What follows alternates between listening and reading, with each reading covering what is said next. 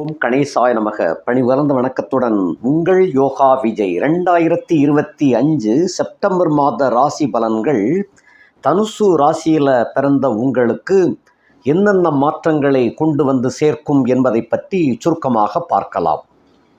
இந்த மாதத்தில் வானமண்டலத்திலே உள்ள கிரக அமைப்பு கூட்டங்கள் செப்டம்பர் மாதம் 1 தேதி அன்று எப்படி இருக்கிறது அப்படின்னு பார்த்தோம்னா, உங்களுடைய ராசிக்கு 3ஆம் இடத்திலே வக்கரமான சனியும் ராகுவும், அதே போல் உங்களுடைய ராசிக்கு 7ஆம் இடத்திலே குரு பகவான் இருக்கின்றார், 8ஆம் இடத்திலே சுக்கிரன், 9ஆம் இடத்திலே சூரியன், 9ஆம் இடத்திலே புதன் அஸ்தமனம், 9ஆம் இடத்திலே கேது, 10ஆம் இடத்திலே செவ்வாய், 12ஆம் இடத்திலே சந்திரன். இந்த மாதிரி ஒரு அமைப்பாக வானமண்டலத்திலே காட்சி கொடுக்கின்றது.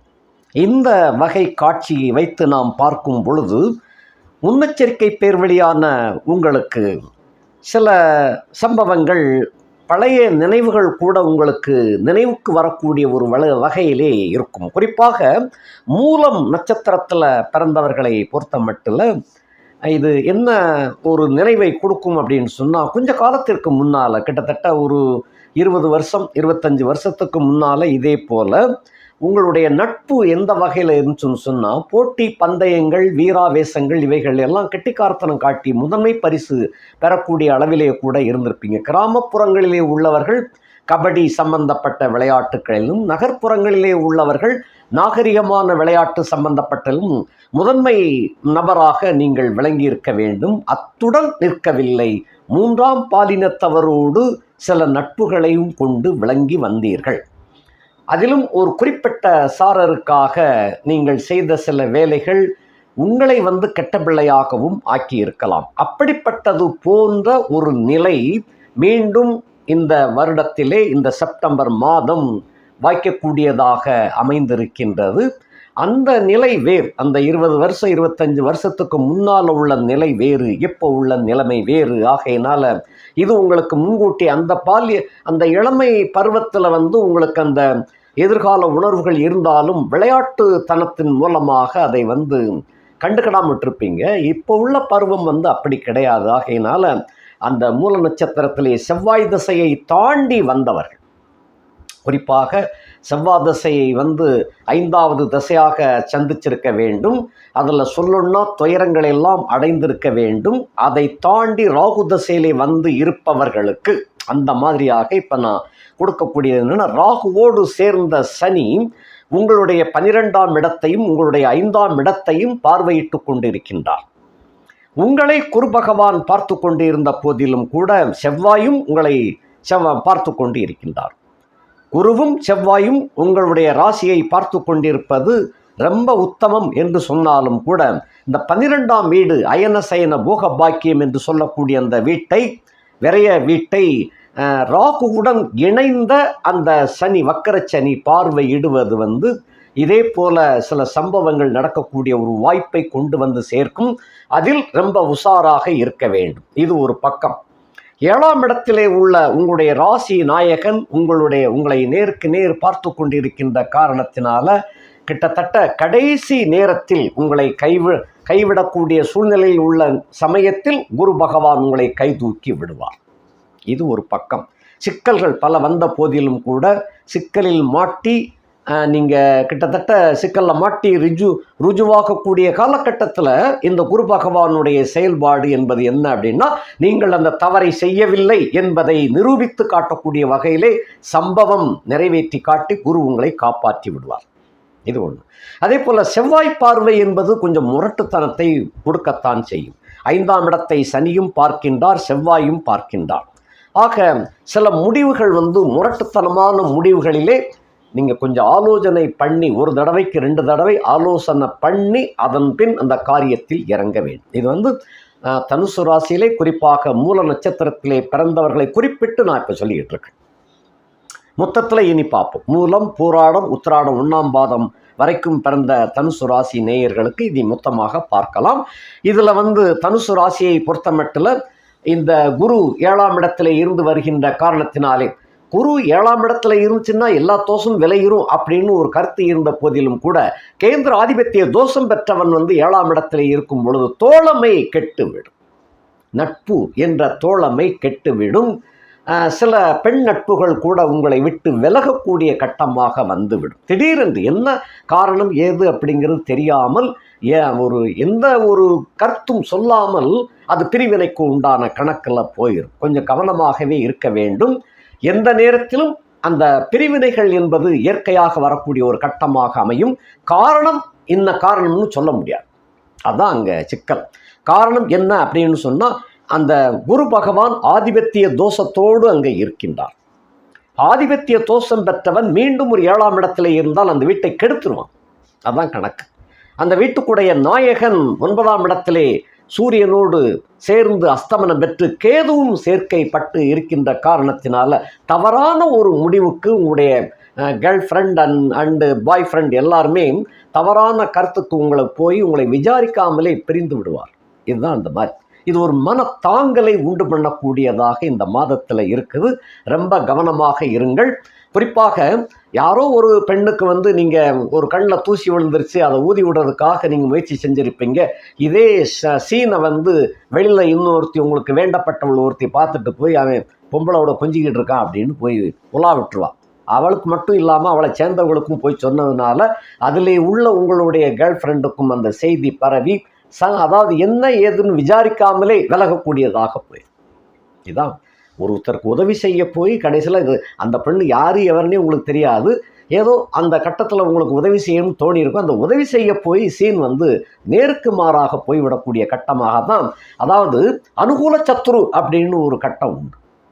அதே போல் எதிரி சத்துரு அப்படிங்கிறது எதிர் சத்துரு அப்படின்னு சொல்லுவாங்க, அனுகூல சத்துருன்னு சொல்லுவாங்க. அனுகூல சத்துருவாக இருப்பது நமக்கு கடைசியில் சாதகமாக போயிடும். எதிர் சத்துரு அப்படிங்கிறது நல்லதையும் கூட திரித்து கெட்டதாக மாற்றிவிடக்கூடிய கட்டமாக இந்த மாதம் உங்களுக்கு செயல்படுவதாக இருக்கின்றது. கவனத்தோடு செயல்பட்டீர்களே ஆனால் பிரச்சனை இல்லை. இது ஒன்று. அதுக்கு அடுத்தபடியாக 10ஆம் இடத்துல உள்ள செவ்வாய் உங்களுக்கு சாதகமான சூழ்நிலையில் இருந்த போதிலும் கூட அவருக்கு 11ஆம் இடத்துல பகை பெற்று விளங்கக்கூடிய சுக்கிரன். குறிப்பாக இந்த சைடில் உள்ள கிரகங்கள்லாம் அல்லது வலது பக்கத்தில் உள்ள கிரகங்கள்லாம் உங்களுடைய ராசி நாயகனை சேர்த்தே சொல்கிறேன். குரு பகையாக இருக்கின்றார், சுக்கிரன் பகையாக இருக்கின்றார், 9ல் கேது பகையாக இருக்கின்றார், 10ல் செவ்வாய் பகையாக இருக்கின்றார். இந்த சீன் எப்பயுமே உங்களை பொறுத்த மட்டில் நட்பு நிலைமையிலிருந்து வரக்கூடிய சில லாபங்கள் வருமானங்கள் இவைகளெல்லாம் சில சமயங்களிலே ஸ்தம்பிக்க செய்து விடுவதாக அது அமைந்துவிடும். இதில் அதாவது அவங்க சொல்லிட்டு போயிடறாங்க, பிரிஞ்சுட்டு போகிறாங்க, நமக்கு என்ன அப்படின்னு விட்டுடலாம். அதே சமயத்தில் அவர்களால் சம்பந்தப்பட்ட சில வேலைகள் தேக்கம் அடைந்து விடக்கூடியதாக அமையும். இது கவனத்தில் கொள்ள வேண்டும். அதே போல் 3ஆம் பாலினத்தவர்களோடு பழகும் பொழுது கவனம் ரொம்ப எச்சரிக்கையாக இருக்க வேண்டும். காரணம், சனி வக்கரச்சனியாகி ராகுவோடு சேர்ந்துண்டு 12ஆம் இடத்தை பார்க்கின்றார். இந்த 12ஆம் இடத்தை பார்வையிடுவது நல்ல கிரகங்கள் கெட்ட கிரகங்கள் ரெண்டுலேயும் எந்த பார்வை வலுத்திருக்கு அப்படின்னு கொஞ்சம் கவனிக்கணும். அந்த சில சமயங்களில் சில கூறுகளில் அந்த அசுபக்கிரக பார்வையின் தன்மை வித்தியாசமாக போயிடும். ஆகையினால கொஞ்சம் கவனமாக இருந்து கொள்ளுங்கள். இனி வரிசையாக பார்க்கலாம். ராசி நாயகன் 7ஆம் இடத்திலே அமர்ந்து இருக்கின்ற காரணத்தினால தொட்டது தொலங்கும் விளங்கும் விருத்தியாகும், அதெல்லாம் ஒன்றும் குறை இருக்காது.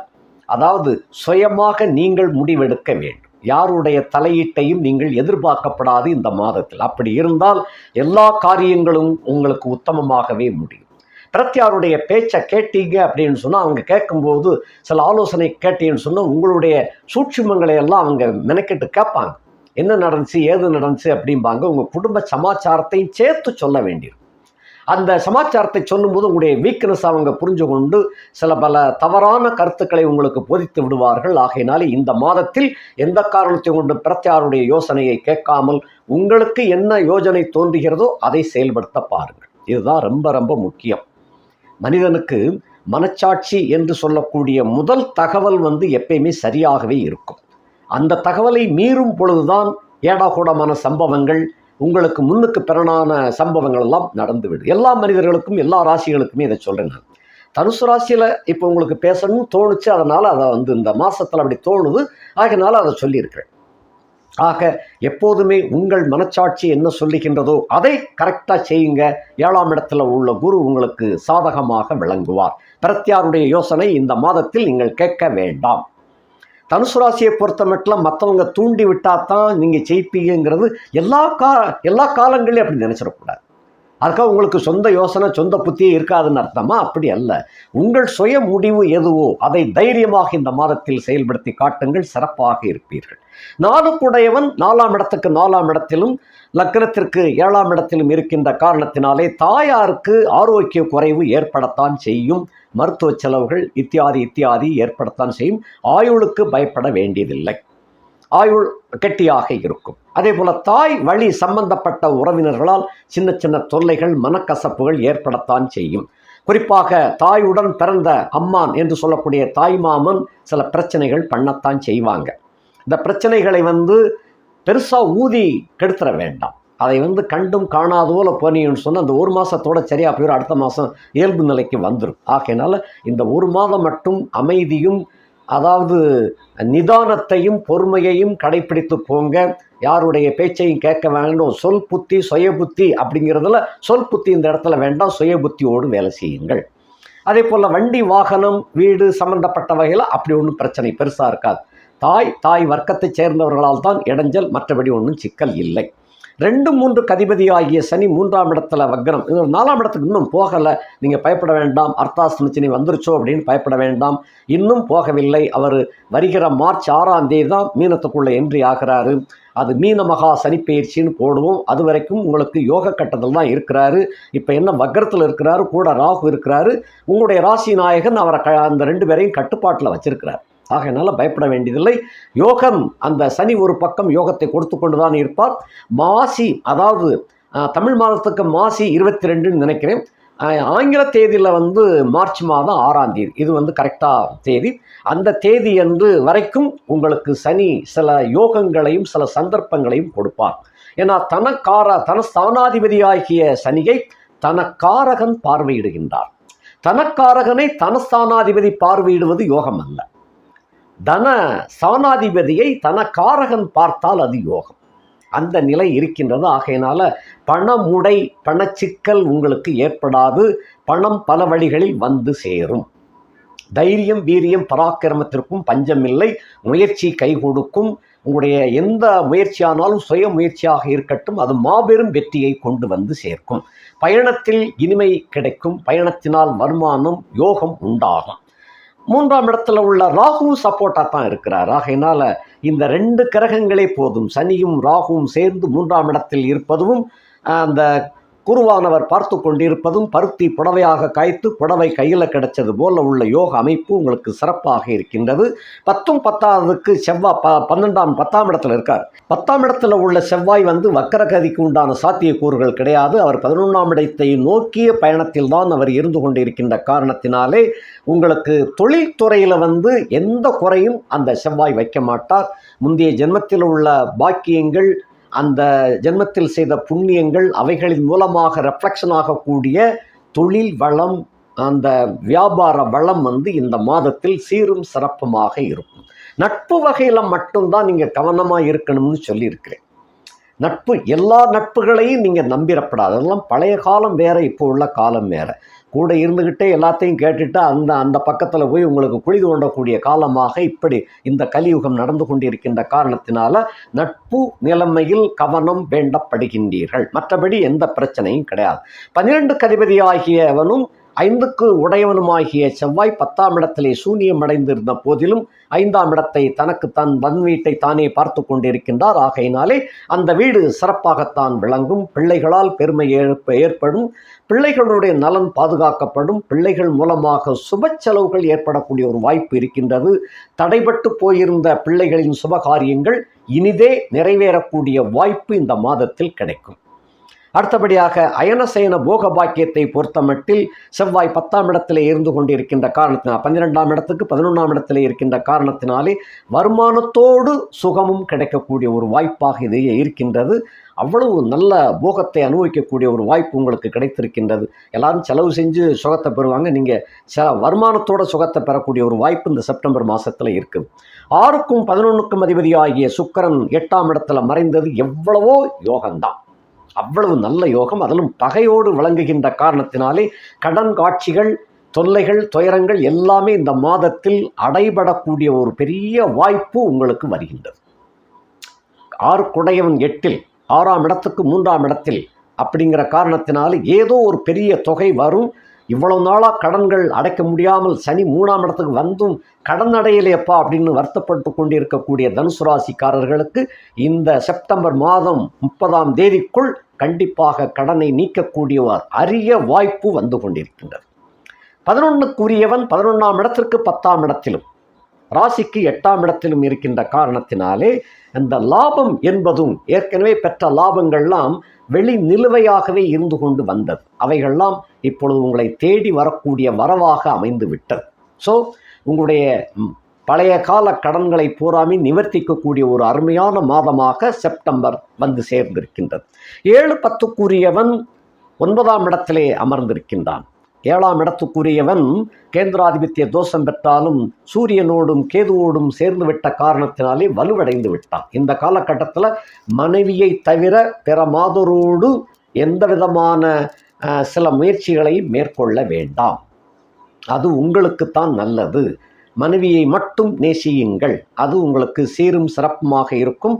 சந்தர்ப்பங்கள் உங்களுக்கு வேறு விதமாக உங்களை சோதிக்க பார்க்க வரும். கவனமாக இருப்பது நல்லது. இந்த ஒரு மாதத்தில் ரொம்ப கேர்ஃபுல்லாக இருங்க. அடுத்த மாதத்தில் வழக்கம் போல் எப்படி போகணுமோ அதெல்லாம் போய்க்கலாம். இந்த ஒரு மாதத்தில் மட்டும் ரொம்ப கவனமாக இருந்தீங்கன்னு சொன்னால் மனைவி பேச்சை கேளுங்க, மனைவியினுடைய ஆலோசனைப்படி நடங்க, மனைவிக்கு முன்னுரிமை கொடுங்க. அந்த மாதிரி இருக்கட்டும். அப்படி இருந்தீங்கன்னு சொன்னால் ரொம்ப ரொம்ப சிறப்பாக இருக்கும். வாழ்க்கையில் சம்பாத்தியம் நிறைய கிடைக்கக்கூடிய ஒரு அரிய மாதம் இந்த மாதம். அதை விட்டு விடாதீர்கள். அடுத்தபடியாக இந்த மாதத்தில் ஒரு முக்கியமான நிகழ்ச்சி ஒன்று வரும். சந்திர கிரகணம் சம்பந்தப்பட்ட ஒரு நிலை வரும். அந்த நிலை வந்ததுக்கு பின் உங்களுடைய வருமானம் எக்கச்சக்கமாக உயரக்கூடிய ஒரு வாய்ப்பு, அப்படிப்பட்ட ஒரு நிலைமை இருக்கின்றது. ஆகையினாலே அது தனியாக வீடியோ போடுவேன். அந்த இதிலிருந்து எந்தெந்த ராசிகளுக்கெல்லாம் நல்லா இருக்கும்னு அதையும் போடுவேன். அதில் நீங்கள் கேட்டு தெரிந்து கொள்ளுங்கள். ஆக 7ஆம் இடத்துக்குரிய 9ஆம் இடத்திலே அமர்ந்திருக்கின்ற காரணத்தினால் இந்த இடத்துல நட்புகளை ஒரு குறிப்பிட்ட நிலையோடு நிப்பாட்டி வைக்கும், ஒரு எல்லையோடு நிப்பாட்டி வைங்க. ரொம்ப என்ட்ரியாக விடாமல் பார்த்துக்கங்க. கூட்டாளிகளையும் ஒரு குறிப்பிட்ட நிலையில் இந்த இடம் அவர் தான் லிமிட், அதுக்கு உள்ள வர விடாமல் பார்த்துக்கங்க. 10க்குடைய புதன் 12ஆம் இடத்திலே 10ஆம் இடத்துக்கு 12ஆம் இடத்திலே இருக்கின்ற காரணத்தினாலே அரசாங்க சம்பந்தப்பட்ட கான்ட்ராக்டர்களும் உங்களுக்கு கிடைக்கக்கூடிய வாய்ப்பு இருக்குது. அரசு உத்தியோகத்துறையிலே உள்ளவர்களுக்கு பணி நிரந்தரம் இதுவரைக்கும் கிடைக்காம இருந்தவர்களுக்கு இந்த காலகட்டத்தில் பணி நிரந்தரம் செய்யப்படும். இந்த செப்டம்பர் மாதம் அதுக்குரிய யோகத்தை அது கொண்டு சேர்க்கும். அதே போல் 10ஆம் வீடு என்பது அந்த வியாபாரம், தொழில் சம்பந்தப்பட்டவற்றை நிறைந்த லாபத்தை சேர்க்கக்கூடிய ஒரு அருமையான மாதமாக இருக்கின்றது. அரசு துறை சம்பந்தப்பட்ட கான்ட்ராக்ட் செய்யக்கூடியவர்களுக்கெல்லாம் ஒரு உதாரணமாக சிவில் கான்ட்ராக்ட் அப்படின்னு சொன்னால் இந்த மாதத்தில் வரக்கூடிய நிலுவை பணங்கள் மொத்த பணம் இந்த காலகட்டத்தில் சேர்ந்துடும். அந்த மாதிரி இருக்குது. அதே போல் அரசாங்கத்தில் முக்கிய பதவிகளை உடையவர்கள் உங்களோடு சரிசமமாக உரையாடக்கூடிய, விருந்துண்ணக்கூடிய ஒரு வாய்ப்பெல்லாம் தேடி வருகின்றது. இதெல்லாம் எல்லா லிமிட்டோடு வச்சுக்கோங்க. ரொம்பையும் உள்ள உணர்ச்சி வசப்பட்டு உள்ளே இறங்கிடக்கூடாது. கவனமாக இருப்பது நல்லது. அடுத்தபடியாக 8ஆம் இடத்துக்கு அதிபதியாகிய சந்திரன் 12ஆம் இடத்திலே அமர்ந்து நீசம் அடைந்தது ரொம்ப ரொம்ப யோகம். ஆக கெட்ட பேர் எல்லா பேரும் இந்த மாதத்தோடு கழிஞ்சு ஓடிப்பேர். இந்த மாதத்தில் நீங்கள் கவனமாக இருந்துக்கங்கன்னு உங்களுக்கு சொல்லியிருக்கேன். ஆயுள் தீர்க்கமாக இருக்கிறது. அவப்பெயர்களெல்லாம் ஒளிந்து விடும். அந்த யோகத்தில் இந்த மாதம் சிறப்பாக இருக்கின்றது. பயணங்களின் மூலமாக வெற்றியையும் வருமானத்தையும் கொண்டு சேர்க்கும். 9க்கு அதிபன் 9ஆம் இடத்திலே அமர்ந்த போதிலும் கேது சம்பந்தப்பட்டு இருக்கின்ற காரணத்தினாலே தோப்பனார் வழி உறவு எப்பயுமே உங்களுக்கு தொல்லதான். தனுசு ராசியை பொறுத்தமட்டில் தோப்பனார் வர்க்கங்கள் அனைவருமே விரோதிகளாகத்தான் இருப்பார்கள். அவர்களை நம்ப வேண்டாம். ரொம்ப எச்சரிக்கையாக இருப்பது நல்லது. ஆக இந்த மாதத்தில் பள்ளிக்கூடத்தில் கல்லூரிகளில் படிக்கக்கூடிய மாணவியர்களுக்கு இந்த மாதம் கல்வி சிறப்பு உண்டு. அதேபோல் போட்டி தேர்வு எழுதக்கூடிய மாணவியர்களுக்கு கொஞ்சம் சர்க்கலாகத்தான் இருக்கின்றது. இன்னும் தீவிரமாக படித்தேறினால் உண்மையில் கண்டிப்பாக வெற்றி அடைய முடியும். அதே போல் அந்த காதல் பருவத்தில் இருக்கக்கூடியவர்களுக்கு இந்த காலகட்டத்தில் காதல் கனிந்து வரக்கூடிய ஒரு காலகட்டம் செப்டம்பர். அருமையான மாதம். அது தவிர்த்து திருமண வாய்ப்பு என்பது தவிர்க்க முடியாத கட்டத்தில் திருமண வாய்ப்புகள் தவறி போயிருந்தவர்களுக்கு இந்த மாதத்தில் நிச்சயமாக திருமணம் நடந்தேறக்கூடிய ஒரு அருமையான வாய்ப்பாக அமைந்திருக்கின்றது. இது சந்திர கிரகணத்திற்கு பின் இந்த திருமண சுபகாரியங்கள் எல்லாம் வைத்துக்கொள்வது சிறப்பு. அடுத்தபடியாக கிரகஸ்தான் அதாவது குடும்பத்தில் உள்ளவர்களுக்கு குடும்பம் கலகலப்பாக இருக்கும், நல்லபடியாக இயங்கும், மனைவியினுடைய கருத்துக்களுக்கு மதிப்பு கொடுக்கும் வகையிலே நடந்து கொள்ளும் பொழுது குடும்பம் இன்னும் இனிமையானதாக விளங்கும். தங்க நகைகள், ஆடை ஆபரண சேர்க்கைகள் ஏற்படக்கூடிய ஒரு காலகட்டம். புதிய வீடு மாறி அமையக்கூடிய ஒரு வாய்ப்பும் இந்த தனுசு ராசியிலே பிறந்த உங்களுக்கு இருக்கின்றது. புதிய வீடு என்றால் இப்போ இருக்கிற வீட்டை விட கொஞ்சம் பெரிய வீடாக போகக்கூடிய ஒரு வாய்ப்பு உண்டாகின்றது. அடுத்தபடியாக வயது முதிர்ந்தவர்களுக்கு இந்த காலகட்டத்திலே எப்போதும் போல கழிந்த மாதம் என்ன நடந்ததோ அதே தான், மருந்து மாத்திரைகள் எல்லாம் ஒழுங்காக எடுத்துக்கொள்ளுங்கள். குழந்தைகளோடு விளையாடக்கூடிய ஒரு நிலை உண்டாகும். இந்த மாதத்தில் பெரியவர்கள் விருந்தினர்கள்லாம் போய்கிட்டு இருப்பாங்க. ஆகையினால உங்களுக்கும் கொஞ்சம் மனம் அமைதி உண்டாகக்கூடிய காலகட்டம். இது போக நம்ம குறிப்பாக மாதர்களுக்கு, அதாவது கனிவான கவனத்துடன் மாதர்களுக்கு என்ன சொல்கிறேன் அப்படின்னு சொன்னால், குடும்பத்தில் இருக்கின்ற சில குழப்பங்கள் இந்த மாதத்தில் மெல்ல மெல்ல மாறுபாடு அடையக்கூடியதாக வரும். அந்த மாமன் மாமி பிரச்சனைகள் எல்லாம் இந்த மாதத்தில் அடக்க சுடக்கமாக விலகிவிடும். நீங்கள் எதிர்பார்த்தது போல் பெரிய ஒரு கண்டம் வரும், இல்லை சண்டை வரும் அப்படின்னு நினச்சிக்கிட்டு இருந்தீங்க இல்லையா, அந்த சண்டையெல்லாம் இந்த மாதத்தில் விலகி ஓடி போயிடும். சண்டை வராது. நீங்கள் எதிர்பார்த்தது போல் அப்படி எந்த சிக்கலும் வரப்போவது இல்லை. ஆகையினால இது ஏன்னா சந்திரன் நீசத்தில் இருக்கிறார். அந்த 1ஆம் தேதி என்று நீசத்தில் இருக்கின்ற காரணத்தினாலே மனம் குதூகலிக்கக்கூடிய வகையில் இந்த மாதம் தொடங்குகின்றது. ஆகையினாலே நீங்கள் எதிர்பார்த்தது போல ஒரு பிரளயம் வந்துடும், சண்டை வந்துடும் அப்படின்னு நினைத்து கொண்டிருக்கிற அந்த கற்பனை அந்த அசுப கற்பனைகள் விலகிவிடும், வராது. சுப கற்பனைகள் நடக்க ஆரம்பிக்கும். நீங்கள் எண்ணிய எண்ணப்படி சில பேருக்கு குழந்தை பேரு உருவாகக்கூடிய ஒரு காலகட்டம் அருமையாக இருக்கின்றது. உங்களை பொறுத்த மட்டில் இந்த மாதத்தில் நீங்கள் செய்ய வேண்டிய காரியம் என்ன அப்படின்னு சொன்னால், செவ்வாய்க்கிழமை அம்மனுக்கும் முருகனுக்கும் அர்ச்சனை செய்து கொண்டே வாருங்கள். அர்ச்சனை செய்கிறீங்களோ இல்லையோ போய் தரிசனம் பண்ணிட்டு வாங்க, அது போதும். செவ்வாய்க்கிழமை தோறும் நீங்கள் செயல்பட்டு வருவது உங்களுடைய குடும்ப மேன்மை மேலும் மேலும் சிறப்பாக விளங்கும். உங்களுடைய ஆரோக்கியம் சிறப்பாக கிடைக்கும்.